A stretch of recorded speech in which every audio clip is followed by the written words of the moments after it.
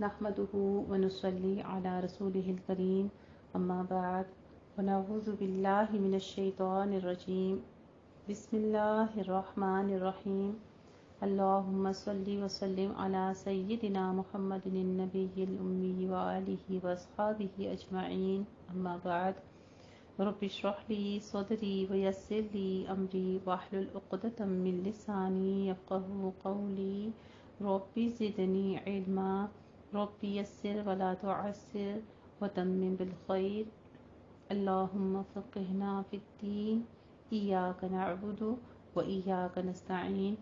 अल्हम्दुलिल्लाह, हमारा पारा 29 तबारकल्लज़ी का आगाज़ हो जाता है, लेकिन उससे पहले 28वें पारे में से कुछ अहम नुकात हैं जो मैं आपके साथ शेयर करना चाहूँगी। नंबर 1 तो ये कि एहसान फरामोश होना बहुत बड़ी नाशुक्री और नाकदरी है। मोमिन निफाक से डरता है कि कहीं मेरे अंदर कोई मुनाफिकत तो नहीं, लेकिन मुनाफिक इससे बेखौफ होता है। उसको उसकी कोई फिक्र नहीं होती। वो अपने बारे में नहीं, दूसरों के बारे में सोचता है कि उनके अंदर मुनाफिकत है। दिल की तंगी और दिल का शुह तस्बीह की कसरत से दुरुस्त होता है। जो अल्लाह और उसके रसूल सल्लल्लाहु अलैहि वसल्लम की मुखालिफत करते हैं, उनसे दोस्ती ना की जाए। दर्जों की बुलंदी के लिए ईमान और इल्म शर्त है।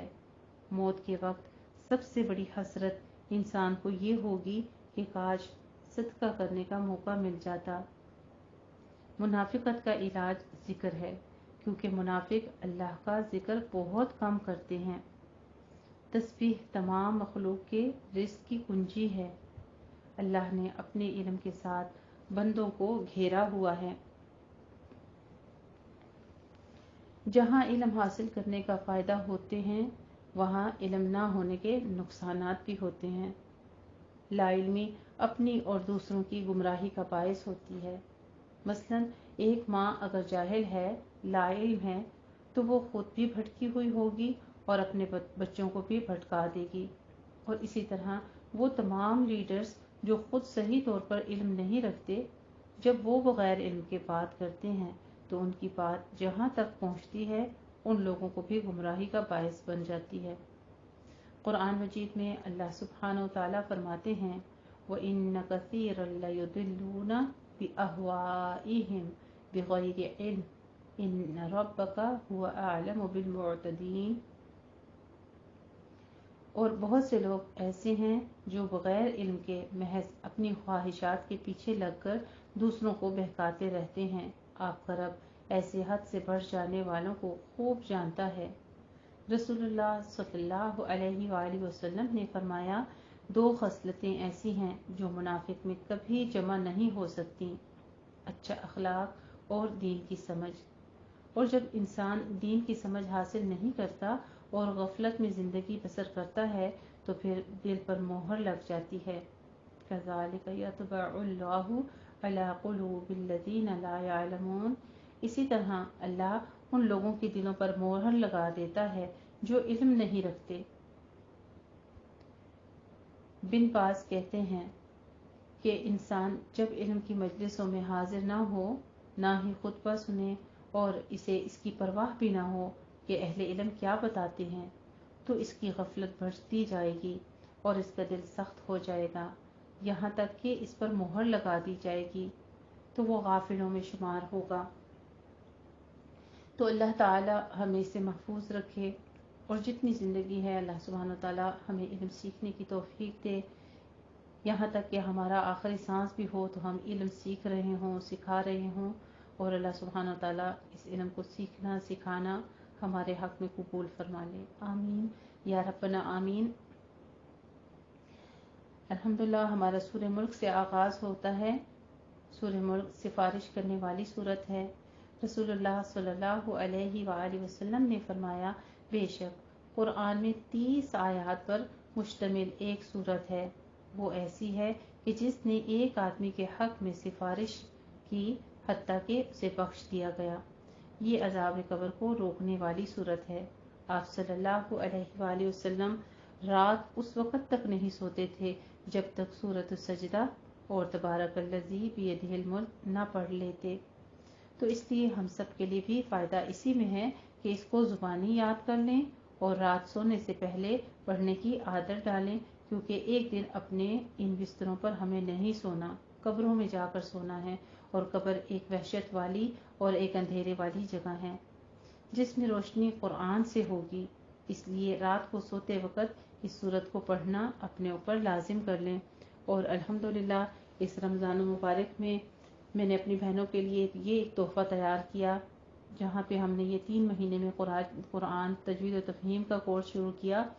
وہاں پہ یہ بھی کام ایک ہم نے اللہ سبحانہ وتعالیٰ کی اذن کے ساتھ شروع کیا کہ اس سورت کی 30 ہی آیات ہیں اور ہم نے یہ اس 30 دنوں میں یاد کرنی ہے۔ انشاءاللہ تعالیٰ پوری کوشش کرنی ہے، اگر 30 آیات نہ بھی ہو سکیں، جتنی بھی آیات ہو سکیں، کیونکہ آپ نے بھی پڑھ لیا ہے کہ یہ سورت جو ہے اس کی فضیلت متعدد روایات میں بیان کی گئی ہے، جن میں صرف چند روایات صحیح یا حسن ہیں۔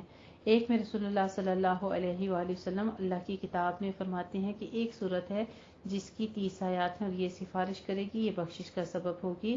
اسے جامع ترمذی، سنن ابو داؤد اور ابن ماجہ نے روایت کیا ہے مسند احمد کے ساتھ۔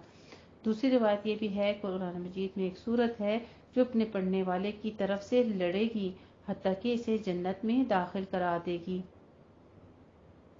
اسے بھی صحیح جامع صغیر نے روایت کیا ہے۔ جامع ترمذی کی ایک اور روایت میں یہ بھی بیان کیا گیا ہے کہ رسول اللہ صلی اللہ علیہ وآلہ وسلم رات کو سوتے وقت سورہ سجدہ اور سورہ ملک ضرور پڑھ لیتے تھے۔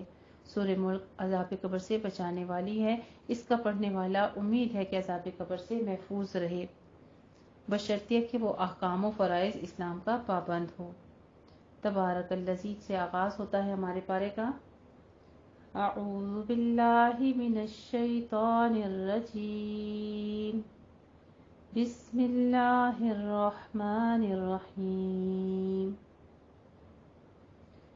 تبارک الذی بیدہ الملک وہو علی کل شیء قدیر، الذی خلق الموت والحیاة لیبلوکم ایکم احسن عملا وهو العزيز الغفور، الذي خلق 7 سماوات طباقا ما ترى في خلق الرحمن من تفاوت فارجع البصر هل ترى من فطور۔ بسم اللہ الرحمن الرحیم۔ اللہ تعالیٰ کے نام کی برکات کے ساتھ میں شروع کرتی ہوں، جو بڑا مہربان، جو نہایت رحم فرمانے والا ہے۔ وہ ذات بڑی ہی بابرکت ہے جس کے ہاتھ میں بادشاہی ہے اور وہ ہر چیز پر خوب قادر ہے۔ وہ جس نے موت و حیات کو پیدا کیا تاکہ وہ تمہیں آزمائے کہ تم میں سے کون عمل میں زیادہ اچھا ہے، اور وہ زبردست ہے، خوب بخشنے والا ہے۔ سبحان اللہ۔ اللہ سبحانہ تعالیٰ کے خوبصورت نام و صفات العزیز الغفور بیان کیے جا رہے ہیں۔ وہ ذات جس نے 7 آسمان اوپر نیچے پیدا کیے، اے انسان تو رحمان کی تخلیق میں کوئی فرق نہیں دیکھے گا۔ پھر نگاہ ڈال، کیا تو کوئی دراڑ دیکھتا ہے؟ پھر بار بار نگاہوں کو دوڑا، تیری نگاہ ذلیل و خوار ہو کر تیری طرف لوٹ آئے گی جبکہ وہ تھکی ہاری ہوگی۔ اور البتہ یقیناً ہم نے آسمان دنیا کو چراغوں سے زینت دی اور انہیں شیطان کو مار بھگانے کا ذریعہ بنایا۔ یعنی ستاروں کے 2 مقصد بیان کیے گئے ہیں، ایک آسمانوں کی زینت، اور کیونکہ وہ ان چراغوں کی طرح جلتے نظر آتے ہیں، دوسرے شیطان اگر آسمانوں کی طرف جانے کی کوشش کریں تو یہ شرارہ بن کر ان پر گرتے ہیں۔ تیسرا مقصد ان کا یہ ہے، جیسے دوسرے مقامات پر بیان فرمایا، کہ ان سے برو بحر میں راستوں کی نشاندہی ہوتی ہے۔ سورہ نحل میں فرمایا، یعنی اللہ سبحانہ وتعالیٰ کی ہر نعمت جو دنیا میں ہے وہ بنا مقصد کے نہیں پیدا کی گئی، اور ہم نے ان کے لیے بھڑکتی آگ کا عذاب تیار کر رکھا ہے، اور جن لوگوں نے اپنے رب سے کفر کیا ان کے لیے جہنم کا عذاب ہے اور وہ برا ٹھکانہ ہے۔ جب وہ اس میں ڈالے جائیں گے تو اس کی دھاڑ سنیں گے وہ جوش مار رہی ہوگی۔ قریب ہے کہ وہ غیظ و غضب سے پھٹ پڑے یا مارے غیظ و غضب کے اس کے ایک حصے سے الگ ہو جائے۔ یہ جہنم کافروں کو دیکھ کر غضبناک ہوگا، جس کا شعور اللہ تعالیٰ اس کے اندر پیدا فرما دے گا۔ اللہ تعالیٰ کے لیے جہنم کے اندر یہ ادراک و شعور پیدا کر دینا کوئی مشکل کام نہیں۔ کلما القی فیہا فوج سألہم خزنتها الم یأتکم نذیر۔ جب بھی کوئی گروہ اس میں ڈالا جائے گا، اس کے داروغے ان سے پوچھیں گے کیا تمہارے پاس کوئی ڈرانے والا نہیں آیا تھا؟ وہ کہیں گے کیوں نہیں، یقیناً ڈرانے والے ہمارے پاس آئے تھے، چنانچہ ہم نے اس ڈرانے والے کی تکذیب کی اور ہم نے کہا کہ اللہ نے کسی پر کچھ بھی نہیں اتارا، تم تو بڑی گمراہی میں ہو۔ وَقَالُوا لَوْ كُنَّا نَسْمَعُ أَوْ نَعْقِلُ، اور وہ کہیں گے کاش ہم سنتے یا سمجھتے ہوتے تو ہم دوزخ والوں میں نہ ہوتے۔ پھر وہ اپنے گناہ کا اعتراف کریں گے، چنانچہ دوزخ والوں پر لعنت ہے۔ ان الذین یخشون ربهم بالغیب، بے شک جو لوگ اپنے رب سے بن دیکھے ڈرتے ہیں ان کے لیے مغفرت اور بہت بڑا اجر ہے۔ ایک اور انعام اللہ سبحانہ وتعالیٰ فرما رہے ہیں تقوی اختیار کرنے والوں کا، رب سے ڈرنے والوں کا، کہ ان کے لیے ان کے رب کی طرف سے مغفرت اور بہت بڑا اجر ہے۔ اور تم اپنی بات چھپا کر کہو یا اسے پکار کر کہو، بے شک وہ سینوں کے بھید خوب جانتا ہے۔ بھلا وہ نہ جانے گا جس نے سب کو پیدا کیا؟ اور وہی باریک بین بہت خبردار ہے، بہت باخبر ہے۔ سبحان اللہ۔ اللہ سبحانہ وتعالیٰ کے خوبصورت نام و صفات اللطیف الخبیر بیان کیے جا رہے ہیں۔ وہی ہے جس نے زمین کو تمہارے تابع کر دیا، لہٰذا تم اس کی راہوں میں چلو اور اس اللہ کے رزق میں سے کھاؤ اور اسی کی طرف جی اٹھنا ہے۔ کیا تم اس اللہ سے بے خوف ہو گئے جو آسمان میں ہے، یہ کہ تمہیں زمین میں دھنسا دے؟ تو ناگہاں وہ لرزے جاتے ہیں۔ یعنی اللہ تعالیٰ جو آسمان پر ہے، عرش پر جلوہ گر ہے، یہ کافروں کو ڈرایا جا رہا ہے اور ان کو حکم دیا جا رہا ہے کہ اللہ تمہیں زمین میں دھنسا دے گا۔ جیسا بھی ہے اللہ ہر چیز کو کرنے پر قادر ہے۔ یا تم اس اللہ سے بے خوف ہو گئے جو آسمان میں ہے، یہ کہ وہ تم پر پتھراؤ کرنے والی آندھی بھیجے، پھر جلد تم جان لو گے کہ میرا ڈرانا کیسا ہے۔ اور البتہ یقیناً تکذیب کر چکے وہ جو ان سے پہلے تھے، چنانچہ دیکھ لو میرا عذاب کیسا تھا۔ کیا انہوں نے اپنے اوپر پر پھیلا رکھے ہیں اور سکھیرتے پرندے نہیں دیکھے ہیں؟ انہیں اللہ رحمان کے سوا کوئی نہیں تھامتا، بے شک وہ ہر چیز کو دیکھ رہا ہے۔ بھلا ایسا کون ہے جو سوائے رحمان کے تمہاری فوج بن کر تمہاری مدد کرے؟ کافر تو نرے دھوکے میں ہی ہیں۔ امن ھذا الذی یرزقکم، بھلا ایسا کون ہے جو تمہیں رزق دے؟ اگر رحمان اپنا رزق روک لے، کوئی نہیں، لیکن وہ سرکشی اور حق سے گریز پر اڑے ہوئے ہیں۔ بھلا جو شخص اوندھا ہو کر اپنے چہرے کے بل چلتا ہو، وہ زیادہ ہدایت یافتہ ہے یا وہ جو بالکل سیدھا ہو، صراط مستقیم پر چلتا ہو؟ کہہ دیجئے وہی ہے جس نے تمہیں پیدا کیا اور تمہارے کان اور آنکھیں اور دل بنائے، تم کم ہی شکر ادا کرتے ہو۔ قلیلا ما تشکرون، بہت کم ہے جو تم شکر ادا کرتے ہو۔ کہہ دیجئے وہی ہے جس نے تمہیں زمین میں پھیلایا اور اسی کے حضور تم اکٹھے کیے جاؤ گے۔ اور وہ کافر کہتے ہیں کہ یہ قیامت کا وعدہ کب پورا ہوگا اگر تم سچے ہو؟ کہہ دیجئے بے شک اس کا علم تو صرف اللہ کے پاس ہے اور بس میں تو واضح طور پر ڈرانے والا ہوں۔ پھر جب وہ اسے قریب دیکھیں گے تو کافروں کے چہرے بگڑ جائیں گے اور کہا جائے گا یہی تو ہے جو تم مانگتے تھے۔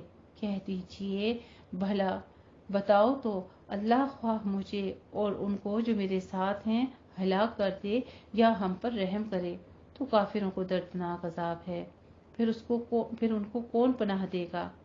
قل هو الرحمن آمنا به وعلیہ توکلنا، کہہ دیجئے وہ رحمان ہے، ہم اسی پر ایمان لائے اور اسی پر ہم نے توکل کیا، چنانچہ تم جلد جان لوگے کہ کون کھلی گمراہی میں ہے۔ قل ارأیتم ان اصبح ماؤکم غورا فمن یأتیکم بماء معین، کہہ دیجئے بھلا بتاؤ تو اگر تمہارا کنویں کا پانی گہرا ہو جائے تو تمہارے پاس نتھرا جانی کرنے والا کون ہوگا، یعنی دوبارہ ایسا پانی، صاف ستھرا پانی تمہیں لا کر دینے والا کون ہوگا؟ اللہ کی ذات ہی ہے۔ اللہ یأتینا بہ وہو رب العالمین۔ الحمدللہ، یہاں پر ہماری سورہ ملک جو ہے وہ تکمیل ہوتی ہے اور سورہ قلم کا آغاز ہوتا ہے، جو کہ مکی صورت ہے اور اس کے 2 ہی رکوع ہیں اور 52 آیات ہیں۔ بسم اللہ الرحمن الرحیم۔ نون والقلم وما یسطرون۔ نون جو کہ حروف مقطعات میں سے ہے، قسم ہے قلم کی، اس کی جو وہ لکھتے ہیں۔ اے نبی کریم صلی اللہ علیہ وآلہ وسلم، آپ اپنے رب کے فضل سے مجنون نہیں ہیں۔ نون اسی طرح حروف مقطعات میں سے ہے، جیسے اس سے قبل صاد، قاف اور دیگر فواتح سورہ بھی گزر چکی ہیں۔ قلم کی قسم کھائی ہے، جس کی وجہ کیا ہے؟ اس لحاظ سے اس کی اہمیت بتائی گئی ہے کہ اس کے ذریعے سے توضیح ہوتی ہے، علم کا آغاز ہوتا ہے۔ بعض کہتے ہیں کہ اس سے مراد وہ خاص قلم ہے جسے اللہ سبحانہ وتعالیٰ نے سب سے پہلے پیدا فرمایا اور اس کو تقدیر لکھنے کا حکم دیا، چنانچہ اس نے ازل سے ابد تک ہونے والی ساری چیزیں لکھ دیں۔ اسے جامع ترمذی نے روایت کیا ہے۔ یسطرون جس قلم کا لفظ دلالت کرتا ہے، اس لیے کہ کتاب کا ذکر کاتب کے وجود کو بتاتا ہے، تو یہاں پہ قلم کا ذکر کر کے اللہ سبحانہ وتعالیٰ اصل میں اپنی ذات کے بارے میں ہی بتاتے ہیں۔ مطلب یہ ہے کہ اس کی جو بھی قسم ہے، جو لکھنے والے فرشتے ہیں ان کا بھی ذکر یعنی فرشتوں کے ذریعے سے ہوتا ہے، اس لیے ان کا بھی قسم کھائی جا رہی ہے۔ آپ صلی اللہ علیہ وآلہ وسلم کو تسلی دی جا رہی ہے، جیسے کفار و منافقین آپ کو کہا کرتے تھے کہ یہ مجنون ہیں، تو فرمایا جا رہا ہے ایک اور جگہ پر بھی، سورہ حجر میں بھی یہی ذکر آ چکا ہے کہ اے وہ شخص جس پر قرآن نازل ہوا تو مجنون نہیں ہے۔ وَإِنَّ لَكَ لَأَجْرًا غَيْرَ مَمْنُونٍ، اور بے شک آپ کے لیے البتہ بے انتہا اجر ہے اور یقیناً آپ خلق عظیم پر کاربند ہیں۔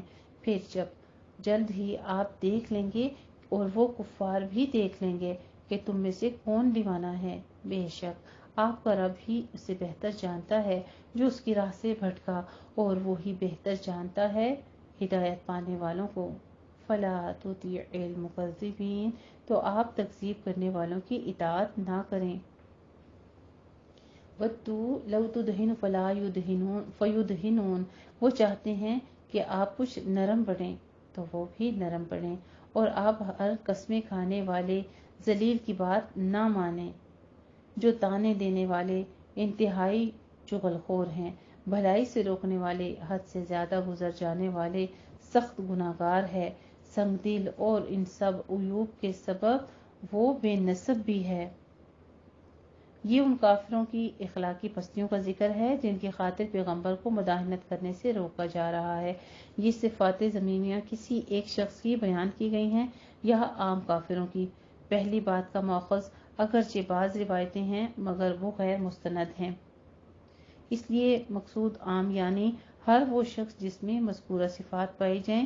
یہ مشہور بدنام آدمی جس کا ذکر بھی کیا جا رہا ہے، اس کی طرف بھی رائج ہے۔ ولد الحرام یا مشہور و بدنام آدمی جو تھا، اس کا ذکر ہے جو بھی کافروں میں سے ہو۔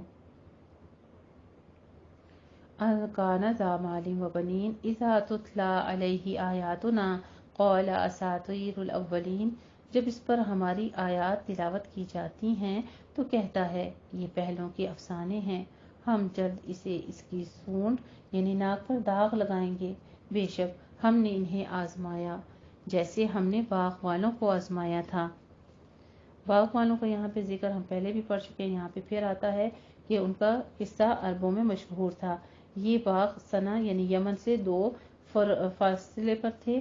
اس کا مالک اس کی پیداوار میں سے غربا و مساکین پر بھی خرچ کرتا تھا، لیکن اس کے مرنے کے بعد جب اس کی اولاد اس کی وارث بنی تو انہوں نے کہا کہ ہمارے تو اپنے اخراجات ہی بمشکل پورے ہوتے ہیں، ہم اس کی آمدنی میں سے مساکین اور سائلین کو کس طرح دیں؟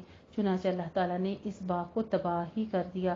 کہتے ہیں کہ یہ واقعہ حضرت عیسیٰ علیہ السلام کے آسمان پر اٹھائے جانے کے تھوڑے عرصے کے بعد ہی پیش آیا تھا۔ یہ ساری تفصیلی روایات کی ہے، تو انشاءاللہ تعالیٰ ہم پھر کسی وقت اس کو آگے مزید ڈیٹیل کے ساتھ پڑھیں گے۔ آگے فرماتے ہیں لَيَصْرِمُنَّهَا مُصْبِحِينَ، جب انہوں نے قسم کھائی کہ البتہ صبح ہوتے اس کے پھل کو ضرور توڑ لیں گے، اور وہ انشاءاللہ نہیں کہہ رہے تھے، تو آپ کے رب کی طرف سے کوئی پھرنے والا عذاب اس باغ پر پھر گیا جبکہ وہ سو رہے تھے، پھر وہ باغ کٹی ہوئی کھیتی ہو گیا۔ پھر صبح ہوتے ہی انہوں نے کہا ایک دوسرے کو پکارتے ہوئے کہ تم اپنی کھیتی پر صبح سویرے چلو اگر تمہیں پھل توڑنا ہے۔ چنانچہ وہ چل پڑے، اور آپس میں چپکے چپکے کہہ رہے تھے کہ آج تمہارے باغ میں سے کوئی مسکین داخل نہ ہونے پائے، اور وہ صبح سویرے یہ سوچ کر لپکتے گئے کہ وہ مسکینوں کو روکنے پر قادر ہیں۔ پھر جب انہوں نے باغ دیکھا تو کہا یقیناً ہم راہ بھول گئے ہیں، نہیں بلکہ ہم تو محروم کر دیے گئے ہیں۔ ان کا بہترین ان میں سے ایک تھا بھائی، وہ کہنے لگا کیا میں نے تمہیں نہیں کہا تھا کہ تم تسبیح کیوں نہیں کرتے؟ انہوں نے کہا پاک ہے، ساتھ ہی اقرار کر لیا سبحان ربنا انا کنا ظالمین، بے شک پاک ہے رب ہمارا، ہم ہی تھے ظالم، اپنے اوپر ظلم کرنے والے۔ پھر وہ ایک دوسرے کی طرف منہ کر کے ملامت کرنے لگے اور کہنے لگے ہائے افسوس ہم پر، بے شک ہم ہی سرکش تھے، شاید ہمارا رب بدلے میں اس سے بہتر ہمیں دے دیتا، بے شک ہم اپنے رب کی طرف رغبت کرنے والے ہیں۔ کذالک العذاب، اسی طرح عذاب ہوتا ہے۔ دیکھ لیجئے اللہ کی راہ میں روکنے والوں کا انجام کیسا ہوتا ہے۔ وَلَعَذَابُ الْآخِرَةِ أَكْبَرُ لَوْ كَانُوا يَعْلَمُونَ، اور آخرت کا عذاب تو سب سے بڑا ہے، کاش وہ جان لیتے، بے شک متقین کے لیے ان کے رب کے ہاں نعمت کے باغات ہیں۔ کیا پھر ہم مسلمانوں کو مجرموں کے برابر ٹھہرائیں گے؟ تمہیں کیا ہوا ہے؟ تم کیسے فیصلے کرتے ہو؟ کیا تمہارے پاس کوئی کتاب ہے جس میں تم پڑھ لیتے ہو کہ یقیناً تمہارے لیے اس کتاب میں تمہاری منمانی باتیں ہوں؟ کیا تم نے ہم سے کوئی یوم قیامت تک پہنچنے والی قسمیں لی ہیں کہ تمہارے لیے وہ ہوگا جو تم فیصلہ کرو گے؟ ان سے پوچھے کہ ان میں سے کون اس کا ذمہ لیتا ہے؟ کیا ان کے کوئی شریک ہیں؟ تو چاہیے کہ وہ اپنے شریک لے آئے اگرچہ وہ سچے ہیں۔ جس دن پنڈلی کھولی جائے گی اور انہیں سجدے کے لیے بلایا جائے گا، اللہ سبحانہ و تعالیٰ کے پنڈلی کھولنے کا احکام جو ہیں وہ بیان کیے جا رہے ہیں، وہ منظر بیان کیا جا رہا ہے۔ خاشعۃ ابصارہم، تو وہ سجدے نہ کر سکیں گے، ان کی نظریں جھکی ہوں گی، ان پر ذلت جاری ہوگی، اور تحقیق دنیا میں انہیں سجدے کے لیے بلایا جاتا تھا جبکہ وہ صحیح سالم تھے۔ بعض نے کہا کہ کشف ساق سے مراد قیامت کے شدائد اور اس کی ہولناکیاں لی گئی ہیں، یہ درست نہیں ہے۔ ایک حدیث شریف میں یہ بھی آتا ہے کہ قیامت والے دن اللہ اپنی پنڈلی کھولیں گے جس طرح اس کی شان کے لائق ہے، تو ہر مومن عورت اور مرد اس کے سامنے سجدہ ریز ہو جائیں گے، لیکن وہ لوگ باقی رہ جائیں گے جو دکھلاوے اور شہرت کے لیے سجدے کرتے تھے۔ وہ سجدہ کرنا چاہیں گے لیکن ان کی ریڑھ کی ہڈی کے منکے تختے کی طرح ایک ہڈی بن جائیں گے، جس کی وجہ سے ان کے لیے جھکنا ناممکن ہوگا۔ اسے صحیح بخاری نے روایت کیا ہے۔ اللہ تعالیٰ کی یہ پنڈلی کس طرح کی ہوگی، اسے وہ کس طرح کھولیں گے، اس کیفیت کو ہم جان سکتے ہیں نہ ہی بیان کر سکتے ہیں۔ اس لیے جس طرح ہمیں بلا کیف و بلا تشبیہ اس کی آنکھوں، کان، ہاتھ وغیرہ پر ایمان رکھتے ہیں، اسی طرح پنڈلی کا ذکر بھی قرآن و حدیث میں ہے، اس پر اس کی کیفیت بیان کیے بغیر ایمان رکھنا ضروری ہے، اور یہی سلف اور محدثین کا مسلک ہے۔ ان کی نظریں آگے فرماتے ہیں کہ جو کافر ہوں گے ان کے بارے میں، منافقین کے بارے میں ذکر ہے کہ ان کی نظریں جھکی ہوئی ہوں گی، ان پر ذلت چھا رہی ہوگی، اور تحقیق دنیا میں انہیں سجدے کے لیے بلایا جاتا تھا جبکہ وہ صحیح سالم تھے، لہٰذا چھوڑ دیجیے مجھے اور اس کو جو اس حدیث کو، قرآن کو جھٹلاتا ہے۔ ہم انہیں آہستہ آہستہ تباہی کی طرف لے جائیں گے، اس طرح کہ انہیں علم تک نہ ہوگا۔ وَأُمْلِي لَهُمْ، اور میں انہیں ڈھیل دیتا ہوں، بے شک میری تدبیر انتہائی پختہ ہے۔ اے نبی کریم صلی اللہ علیہ وآلہ وسلم، کیا آپ ان سے اجر مانگتے ہیں جو وہ چٹی کے بوجھ سے دیے جا رہے ہیں؟ کیا ان کے پاس علم غیب ہے تو وہ اس سے لکھ لاتے ہیں؟ چنانچہ آپ اپنے رب کے حکم کے لیے صبر کیجیے اور مچھلی والے یونس علیہ السلام کی طرح نہ ہو جائیے جس وقت اس نے اللہ کو پکارا تھا جب وہ غم سے بھرا ہوا تھا۔ اگر اس کے رب کا احسان اسے نہ سنبھالتا تو وہ چٹیل میدان میں بھٹکتا پھرتا اور وہیں پر پھینکا جاتا جبکہ وہ مذموم ہوتا۔ پھر اس کے رب نے اسے نوازا اور اس کو صالحین میں شامل فرما دیا۔ وَإِن يَكَادُ الَّذِينَ كَفَرُوا لَيُزْلِقُونَكَ بِأَبْصَارِهِمْ لَمَّا سَمِعُوا الذِّكْرَ وَيَقُولُونَ إِنَّهُ لَمَجْنُونٌ وَمَا هُوَ إِلَّا ذِكْرٌ لِلْعَالَمِينَ، اور بلا شبہ قریب ہے کہ کافر لوگ اپنی بری نظروں سے آپ کو پھسلا دیں گے جبکہ وہ یہ ذکر قرآن سنتے ہیں اور کہتے ہیں کہ بے شک وہ تو یقیناً دیوانہ ہے، اور یہ قرآن تو تمام جہان والوں کے لیے نصیحت ہے۔ اسی لیے رسول اللہ صلی اللہ علیہ وآلہ وسلم نے فرمایا کہ کوئی شخص میرے بارے میں یہ نہ کہے کہ میں یونس بن متی سے بہتر ہوں، اسے صحیح مسلم نے روایت کیا ہے۔ اور یعنی اگر آپ اللہ کی حمایت و حفاظت آپ کے ساتھ نہ ہوتی تو ان کفار کی حاسدانہ نظروں سے آپ نظر بد کا شکار ہو جاتے، یعنی ان کی نظر آپ کو لگ جاتی۔ امام ابن کثیر رحمہ اللہ تعالیٰ نے اسی کا یہی مفہوم بیان کیا ہے۔ مزید لکھتے ہیں، یہ اس بات کی دلیل ہے کہ نظر کا لگ جانا اور اس کا دوسروں پر اللہ کے حکم سے اثر انداز ہونا حق ہے، جیسا کہ متعدد احادیث سے یہ بھی بات ثابت ہے۔ چنانچہ احادیث میں اس سے بچنے کے لیے دعائیں بھی بیان کی گئی ہیں، اور یہ بھی تاکید کی گئی ہے کہ جب تمہیں کوئی چیز اچھی لگے تو ماشاء اللہ یا بارک اللہ کہا کرو تاکہ اسے نظر نہ لگے۔ اسی طرح کسی کی نظر لگ جائے تو فرمایا اسے غسل کروا کر اس کا پانی اس شخص پر ڈالے جس کو نظر لگی ہے۔ اور انشاءاللہ تعالیٰ اس کی تفسیر جو ہے ابن کثیر میں موجود ہے، وہ ہم پھر کسی وقت پڑھیں گے۔ اور یہاں پر حضرت نبی کریم صلی اللہ علیہ وآلہ وسلم کو بتایا جا رہا ہے کہ حسد کے طور پر بھی اس غرض سے بھی لوگ اس قرآن سے متاثر نہیں ہوں گے بلکہ اس سے دور ہی رہیں گے، یعنی آنکھوں کے ذریعے سے بھی یہ کفار نبی کریم صلی اللہ علیہ وآلہ وسلم کو نقصان پہنچانے کی کوشش کرتے اور زبانوں سے بھی آپ کو ایذا پہنچاتے اور آپ کے دل کو مجرور کرتے۔ جب یہ واقعہ ہے کہ یہ قرآن جن و انس کی ہدایت اور رہنمائی کے لیے آیا ہے تو پھر اس کو لانے والا اور بیان کرنے والا مجنون دیوانہ کس طرح ہو سکتا ہے؟